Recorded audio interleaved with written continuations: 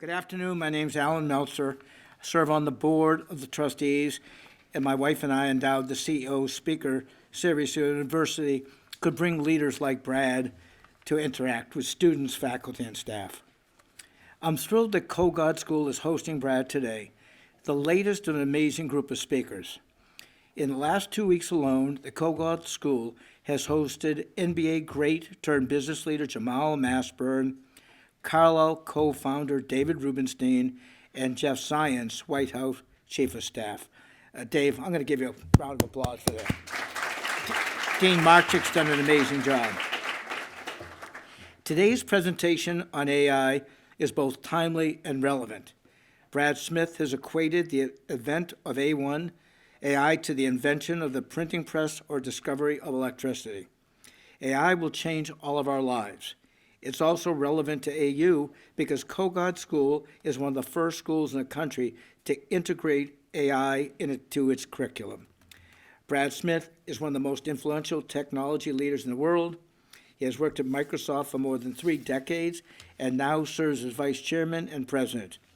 He is a co-author of a book, Tools and Weapons, Promises and Perils of the Digital Age, and he hosts a podcast. He's co-founding a nonprofit with Angelina Jolie. She'll be here next week, Dave. On any given day, he is meeting with presidents and prime ministers. But today, he is at American University talking to students, staff, and faculty. Mr. Smith will provide some comments on the AI economy. After that, Dean Marchick will engage in a short conversation with Brad and then open up for questions. Thanks really for being here. It's my honor to introduce you, Brad Smith.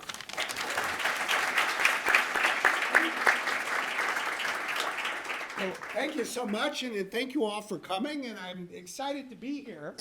And really what I do want to talk about is what does it mean to govern AI? What does it mean to bring AI to everyone? And I do really value the leadership here at American University, at this school, because frankly, you're well ahead of so many other universities and colleges and schools, not just across the country, but around the world. But let me share some thoughts with you, and let me start with something that combines technology and economics. Basically, in the world, economists think there are 2 types of technologies. Most are single-purpose tools, products that do one thing and one thing only, like a lawnmower. It's good for cutting the grass, but nothing else. But there are some technologies that become general-purpose technologies. A general-purpose technology is something that basically has wide application, sometimes across the entire economy. Electricity really is the prototypical general-purpose technology, or GPT, as economists refer to it. And I want to talk a little bit about the lessons that we can learn from it, because in fact, one of the things I think we should recognize is that in all probability, AI is the next general-purpose technology, following in the footsteps of the steam engine, following in the footsteps of electricity, computers, as well as other things like machine tools that became so important. What is really interesting is that if you look historically, and you can look historically over not millions, but hundreds and hundreds centuries, you see that in fact, at certain points in time, per capita GDP for planet Earth rose when new technologies were invented. And I think the most interesting one, in fact, to think about is the one that I mentioned. Should be coming up here in a second because it moved off of that slide. Here it comes. It is electricity. Electricity, as you may recall, was really mastered first by Thomas Edison. It was in 1878, and he did this initially for one specific purpose. He wanted to light a light bulb, to bring light into a dark room at night. Now what's interesting is that it was 4 years later in Manhattan, a place that still had just horses and carriages, but also taller buildings, that Edison's first real power plant started operating. It was on Pearl Street, and it brought electricity to lower Manhattan. The first building it lit was the New York Times building. Light was brought to the streets of Manhattan. Now, it wasn't just the technology that was important, because every general purpose technology actually involves a stack of technologies, what we in the tech sector call a tech stack. And so in the case of electricity, we all know this well. It starts with fuel, whether it's coal as it was in 1882 or a nuclear power plant today. You needed to have generators that needed to be the power plants, and then the power plants needed to connect with the grid, and then you'd have transformers and wires and switches. In effect, it built a whole new economy and a whole new sector of the economy. All of these new categories of businesses were created. All of these new categories of jobs emerged. And what it took to make it work was the integration of all of these advances together. Now, what was also interesting about electricity was the economic structure of this new industry. Now, the power plants were huge. This is a drawing of what was called the jumbo generators in Edison's power plant in southern Manhattan. And of course, what you realize to this day is that at the base of that tech stack, there is something incredibly expensive, a power plant and power grids, major infrastructure investments, not just for cities, but regions, states, and countries. But as you go up the stack, the economics changes. It actually reverses. Because once you created the ability to plug an appliance into a socket on the wall, people could invent appliances. And interestingly, when you go home or go into an apartment or go into a building, so much of what we have with us today was invented in the 20 years that followed the installation of that first power plant. And for those of us who think that we live in an age of invention, imagine what it must have been like for the first time to walk into a room in Washington, D.C. and experience an electric fan. Or imagine what it must have been like to experience a washing machine or an iron, or imagine a blender. It probably looked a little bit like magic, but all of these things were invented inexpensively, often by new companies and new people, once that infrastructure was in place. Now, what's also really interesting about the history of electricity is to see how electricity spread and prosperity followed. As electricity grew across the country, per capita GDP as well. In fact, but for the Great Depression, per capita GDP grew almost in lockstep fashion with the spread of electricity. And what was true in the United States has been true in every other country around the world. Here you see India, and the same thing happened. But you know what's really interesting about this? This was 70 years later. That's how long it took for the explosion in broad-scale electricity use to move from North America and Japan and Western Europe to a country like India. And there is something even more notable than that. As somebody who's made several trips to Kenya, we were there a few months ago. We always try to find a bit of an opportunity to go learn something. So we had a chance to spend an hour at this building. It's the Nairobi National Museum. And one exhibit caught my eye more than anything else. It was this. It was the story of the Kenyan National Railroad. The United Kingdom, the British, colonized Kenya. They spent the money to build this railroad from Mombasa all the way across Kenya to Lake Victoria in Uganda. Why? Because they wanted to get there before the Germans and control the agricultural productivity and raw materials around Lake Victoria. What this really stands for is what happened with electricity. The colonizing powers of the world built railroads to control territory and extract wealth, but they did not build power plants for people. So here we are It is 142 years after Edison's first power plant. This is a picture of the world tonight. And look how you see the absence of light in Africa. There are still 700 million people, more than double the population of the United States. 43% of the people who live in Africa who today still don't have access to electricity. In some ways, I think this is the greatest technology tragedy in the history of humanity. To invent a general purpose technology that can change people's lives, literally bring light into a dark room, transform productivity, grow economic growth, and take 150 years before we'll be able to say that we have electricity for everyone. It is the great cautionary tale. It is, in my view, the experience to be avoided as we look to the future. Now we have a new sector of the economy. Maybe even it's a new economy. It's a new AI economy. And what's interesting is, like electricity and other general purpose technologies, it too has a technology stack. It starts with land and power and chips and data centers and models and data, and then you go up the stack until you get to the equivalent, really, of the appliances, now called applications, that can use AI, and you get those into the hands of people, and what you build, just like we did for electricity, is a new economy. New types of businesses, new types of jobs.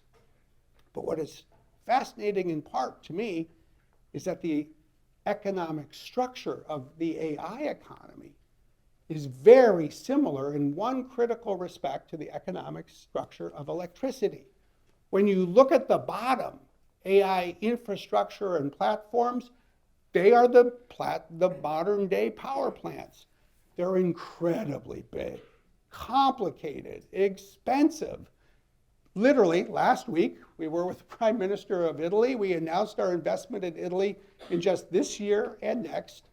Microsoft will spend almost $5 billion in just 2 years to build out the AI data infrastructure for that one country and serve part of Africa. We're doing this around the world.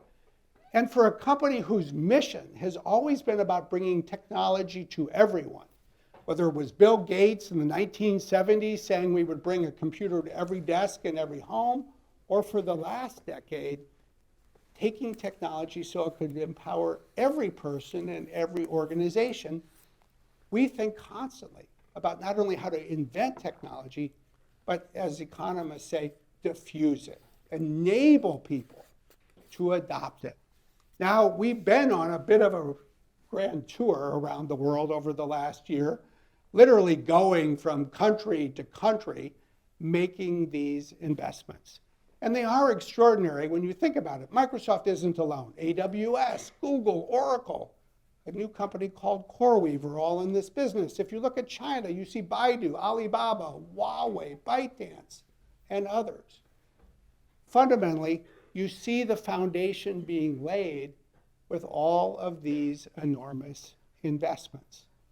If you look at the CHIPS and Science Act in the United States, the US government, in an unprecedented way, allocated $52 billion over 5 years. Last year, for capital investment for data centers with AI, Microsoft spent $53 billion in 12 months. A CHIPS Act basically every year. But if we're going to bring AI to everyone, even that is not sufficient. It's going to take not only private companies, but it's going to take private capital. That's why another business innovation we announced just a few weeks ago with BlackRock and MGX, part of the UAE's Sovereign Wealth Fund, a new initiative to raise $100 billion that will fund these kinds of infrastructure projects, as well as the production of power and the rest of the supply chain needed to make them happen. And of course, unlike Thomas Edison, we understand something that he did not. A lot of electricity generation can be bad for the planet. So we have to do this in ways that not only bring on more electricity to the grid, but new sources of carbon-free energy, whether it's solar and wind or things like nuclear, as you might have seen Microsoft announce just a couple of weeks ago, to restart the reactor at 3 Mile Island that was shut down in 2019 after operating safely for decades, to bring almost enough power online to power the city of San Francisco. That is what we need to do. But as important as infrastructure is, this requires a lot more than infrastructure to bring AI to everyone. And I find one of the most fascinating lessons one can learn, again, comes from the experience with electricity. Because the United States had a remarkable history for the adoption of electricity. It spread quickly in the urban parts of the country, but slowly in rural America. In 1930, 90% of Americans who lived in cities had electricity. Only 10% of Americans who lived on farms had access to electricity. The market and market economics did not bring electricity to farms, especially more remote farms. And there's some really interesting lessons that one can learn from that.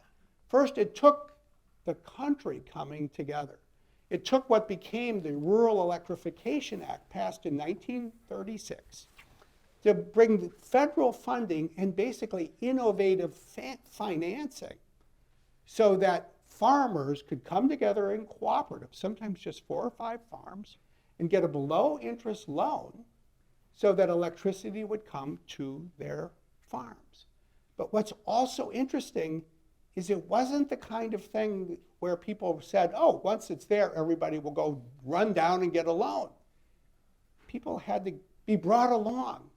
And so if you look back at the National Archives here in Washington, there is some fascinating footage that the REA put together in terms of films. They wanted people, when they went to a movie theater, to basically be able to see the before and after, the life that the farmers were already experiencing once they left their farms, but the life they could then see when electricity was brought into their homes. And it wasn't just about showing people what they could do. It was helping them learn how to do it. So when you think about what is already happening at American University to help people learn how to use AI, literally that message, that education needed to be brought across the country.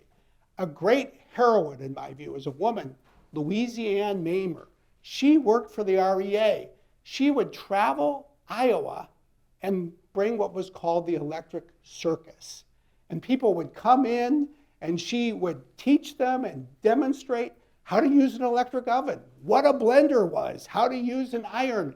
At the end of the evening, she would challenge 2 men in the audience to a cooking contest using these electric appliances. And I think that sold ovens to women faster than anything anyone might have dreamed. But it speaks, I think, in a timeless way of how you need to build the infrastructure to bring a new technology to everyone. You have to help people understand how it can be used, and you have to equip them with the know-how to put it to work. Now, if we're going to bring AI to everyone this decade, we have to pursue what we think about as skilling at scale. How do we do this? So we bring AI to the world not in 150 years, but say over the next 10. Well, clearly, part of what we believe it requires is new partnerships. We have to work together in new ways, including with business schools and universities, with colleges and community colleges, but not just that.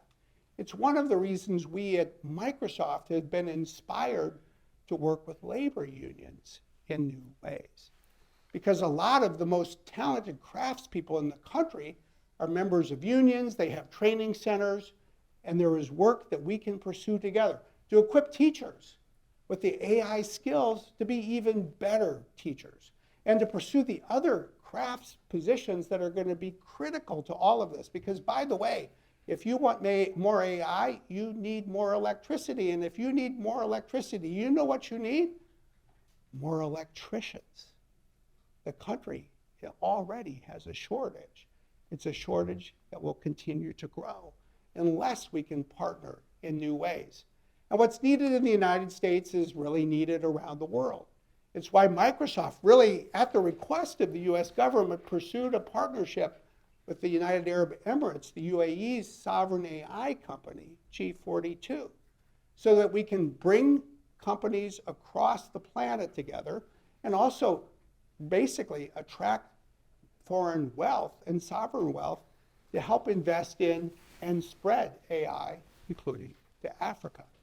Now, as we do all of this, we got to do it in a responsible way, because we get the fact that people have concerns. Wait a second, you're trying to do something Thomas Edison never dreamed of doing. We're not sure we really want big companies to come and do this everywhere. And in part, our answer is, well, the first thing you should do is be happy that there's a bunch of us. Because if there were only one, that would be a problem that doesn't exist. But beyond that, we need to be principled. That's why in February of this year, I announced a series of 11 AI access principles for Microsoft that fundamentally espouses and commits us to how we'll run this business, so that there's access for everyone to use these facilities, so that there's a sense of fairness, so that people can put their applications in our data centers but move them if they want, so that we don't use their data and use it to compete with them. People's data remains their data. And we pursue the broader responsibilities that are essential. That's that PC, but I don't think that's my slides, unless AI added it while we were speaking. But there you go, thanks. But I also think we need to recognize the obvious. We should not leave this to big companies alone to do the right thing. That is both me speaking in terms of what I believe is right, and it is also recognizing reality. So what does that mean? Well, we need to be committed to what we call trustworthy AI, something that really prioritizes safety, security, privacy, responsible AI. These are important disciplines that will be critical here. I think it's going to be important for AI engineering. It's going to be important for AI systems design. And I think these will be increasingly significant aspects. I would fully expect that this is going to go from a lecture to a whole course as this discipline is built out in engineering, computer science, data science, and business schools in the next few years. We then need to think about how we put all of these governance layers together, starting with what companies do and industry standards, all the way up to national regulation and even at a global level with the United Nations. And that's another thing that we're actually spending a lot of time thinking about. How do we think about the layers, and how do we think about what we're trying to accomplish? Fundamentally, how do we do three things, especially at the global level? Focus on ensuring broad and inclusive access, AI for everyone, but doing it in a way where we govern significant risks and ensure regulatory interoperability between countries. For those of you who are interested, we just published a book last month on this. We didn't write it ourselves. We actually did what we're starting to do more often. We recruited 6 academics to come and first write papers for us, and then we persuaded them to put them in for publication. It's a way, I think, increasingly to take these new topics and advance education and learning. Ultimately, what we really need to do, I think, is recognize that we also need the law schools to play a critical role. We're going to need the rule of law, and we need a smart approach to regulation to get all of this right. There are many, many lessons to be learned from the 3 industrial revolutions that have preceded the one that we're embarking on now. But this is a new technology. It is a new century. It requires a new approach. And I think that part of what needs to happen for this new approach is a much broader approach to just partnering with other people: government, academia, business, labor, civil society. And I think we need to do this in a way that doesn't look to it to happen in a single country alone.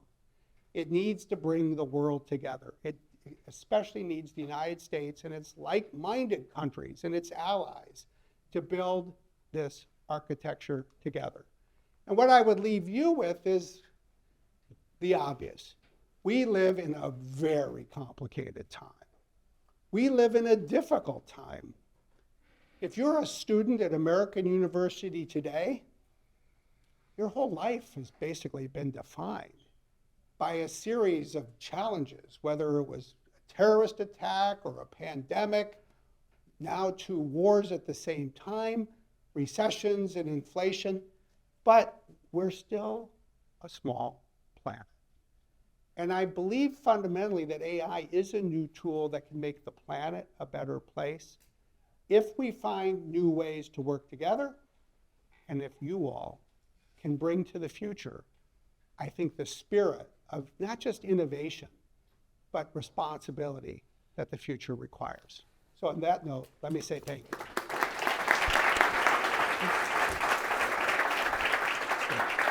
Thank you. Okay. I think I'm supposed to go over here. Yep. I'll switch seats with you. So thank you very much, Dave Marchick from the Business School. I also want to thank Carol Ann Brown, who works with Brad. She's his co-author and runs his office. And Julie Wugalter and I, we emailed Brad maybe a year ago, and he said, yes, I'll come. And then we probably badgered Carol Ann, I don't know, 150 times. When can he? So, you know, I had to learn the lesson that many students learn, which is how do you be an advocate, but also not drive someone crazy, and hopefully I built. I have a bunch of questions, but I'm going to just ask one, and then we're going to open up to the students because I think that'll be more interesting. Maybe two. In the ante room, we were meeting with some faculty members and other deans and the provost, and I asked you, what should we be doing at American University to take what we've done, which is very innovative, but go to the next level? And then also, what should students look to learn so when they graduate, they can have AI fluency and have that on their resume? So as we were talking, I think there's two things to think about. The first is how we all become fluent in AI. And by that I mean really comfortable, conversant, using AI applications in a variety of ways. Fundamentally, the reason I am in the job I am today at Microsoft is because when I was a law student at Columbia Law School, I had this thought, hey, like I said to my wife, who was also in the same class in law school, let's go buy a PC. And they were like brand new. It was 1984, and got this thing and used it to work on papers and write the briefs for the moot court team. And what I discovered quickly is I could write better and faster by using a PC. When I moved to Washington, D.C. and joined a law firm here, I am still recalled as the person who first said, I'm only going to accept the offer if you give me a PC. And fundamentally, I just got excited about using it. And I tried using it in different ways. And some things worked and some things didn't. The more you can do that, the better you will be for the rest of your life in terms of AI fluency. You know, go try our Copilot on the app, on your phone, or on the web page. Try ChatGPT, try Claude, the Anthropic chatbot. Try these other things. You'll have more and more opportunities to use more specialized tools, and some of them you'll like, some of them you'll hate, some will die, some will become great successes. I can still claim I was one of the very first purchasers of a product called Microsoft Word. It was version 1.0. But it gets you comfortable. And by being comfortable, you'll find 5 years from now, you're going to be working somewhere and you may know AI better than anybody else there. That's what happened with me in the law firm. So that would be job one. And the more opportunities you can pursue that even today, go do it. Most of this stuff you can find and use for free. And then there are these two disciplines that I think are emerging, and we have a lot more to learn because it's still so early. One is what I would call AI engineering, the evolution of computer science and data science as they come together. It probably requires less coding, but it does require greater acumen in the use of data, and in ways that have never happened before, a real focus on risk management as people create AI applications, how you avoid bias, protect privacy, and the like. And then what I think will be the new business school discipline, think of it as AI systems design or systems management. How do we train people? How do you get good at identifying the business processes that are most likely to benefit from the application of AI? The work with AI engineers to design those applications, the ability to measure whether those applications are doing what you define as the KPIs, the ability to have risk management systems in place, maybe most importantly, or at least the biggest challenge, how to guide people in an organization through the change management needed to apply AI. All of these are the skills of the future. And it's interesting, the third industrial revolution was really about computerization. The 50-year history, meaning the past 50 years, which has really been the time of that, is also the time of Microsoft's existence. And if you really ask what institution or organization has most been involved in taking the digital transformation and diffusing it across the economy, that is what Microsoft does. So a lot of what we're trying to do is draw on everything we've learned globally with different countries and cultures, and then think about, okay, how does this go to work successfully again with a new generation and a different kind of technology? So my last question is, you wrote a book, Caroline, Tools and Weapons. So AI can be a tool, but it can also be scary. There's all these scenarios about, it could take over the world, run military systems. So Microsoft is actually doing something unusual, which is you're calling for governments to create regulation to regulate what you do, which is most businesses want deregulation. So what do you actually want governments to do, and who would do that? Well, the first thing I would say is people sometimes look at me a little askance when I say, yeah, we do think that a level of regulation is needed. And people in Silicon Valley look at me and go, yeah, you guys have figured out how to co-opt this and have regulatory capture. And I'm like, no, actually, go back to electricity. It's sort of obvious. People were not going to put electricity in their home or their building if they thought they could get electrocuted. That's called, danger outweighing all benefits. You have to have something that's safe. And as I sometimes say to folks in Silicon Valley, go to the grocery store, go to the milk section. It is amazing. We have skim milk and whole milk and almond milk and soy milk and chocolate milk, but you know what it all is? It's safe milk. Nobody says, hey, where's the safe milk so I can get it? It's all safe. And you know why we have confidence? Because there's a Department of Agriculture that actually has health and safety standards backed up by safety inspectors. So I turn to folks in Silicon Valley who are creating AI, and I say, you know what, you say AI is going to be the most powerful technology ever invented. Yes. Do you really think it'll be subject to less regulation than a carton of milk? I mean, come on. That's the world in which we live. Let's figure out how to get it right. We need safety and security to go hand in hand with innovation. That is always hard. People in business love to complain, including myself, on certain days about what some regulators might be dreaming up. But a healthy market usually has that kind of regulatory infrastructure around it. The key is to get the balance right. And I think that really, at one level, involves guardrails that we create ourselves for our products, that then you're going to see regulation require at some appropriate level. And then recognizing that AI is a weapon as well as a tool. We use AI and need to use AI as a tool to fight the use of AI as a weapon.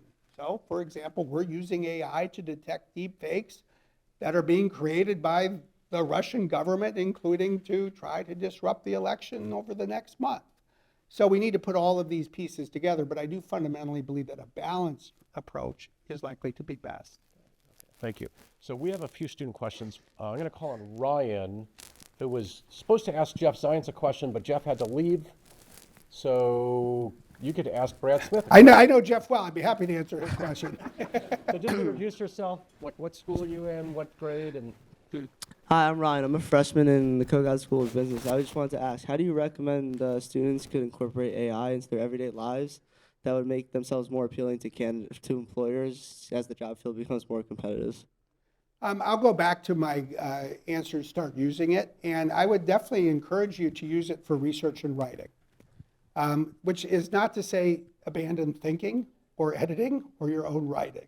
But I do think it can get you started with ideas. I think it can help a lot with research if you're looking for certain themes, certain leads. When I use Copilot, I very frequently do this. I'll go in and if there's some new topic, I'll say, write a 1,000-word essay on fill in the blank and include citations and sources, and it gets me going faster. For anybody who grew up in a country that didn't have English as your first language, even for those of us who have had English as our first language, using it for some editing help is a useful thing. There will be a day, and it's already here or is months away, where just as we used to get resumes, still do. I know how to use PowerPoint and Word and Excel, or Google Docs, or you name it.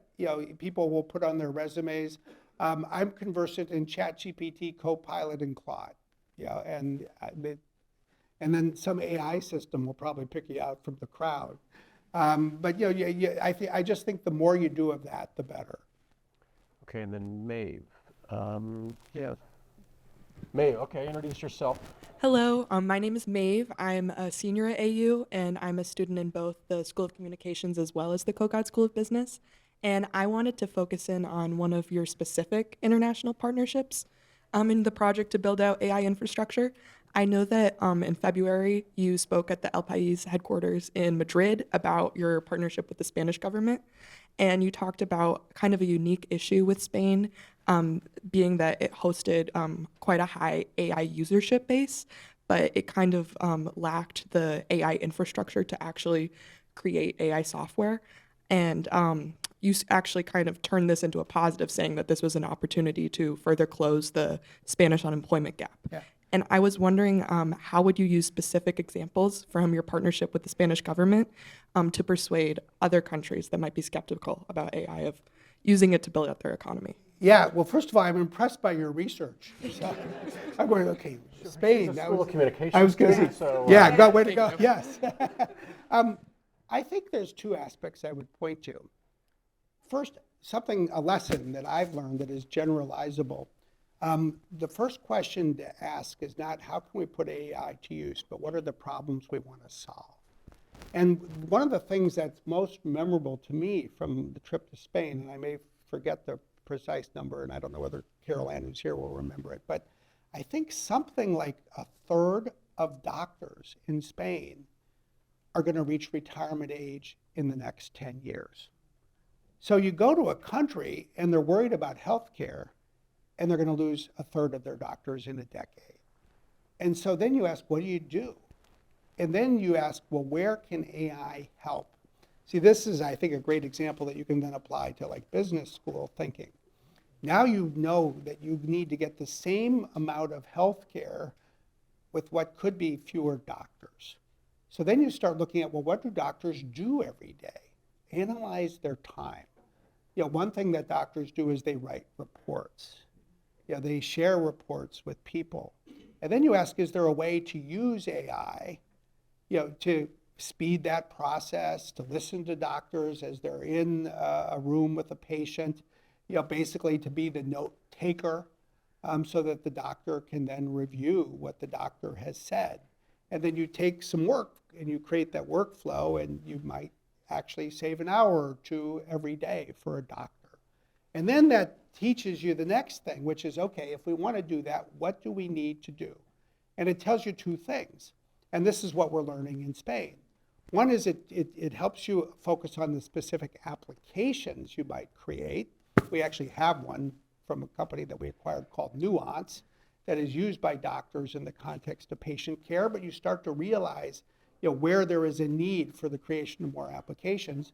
But then the other thing that we've learned from Spain is then you go to work with the tech community. Hey, there's a real need for startups here.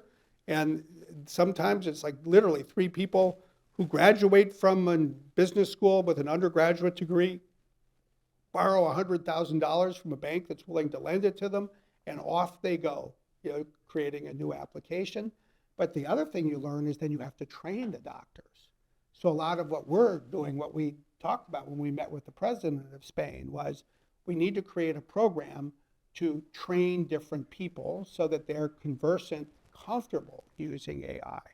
And so you see this whole process, start with the problem and go all the way through to how you diffuse the technology in a way that you hope will make a meaningful difference in solving it.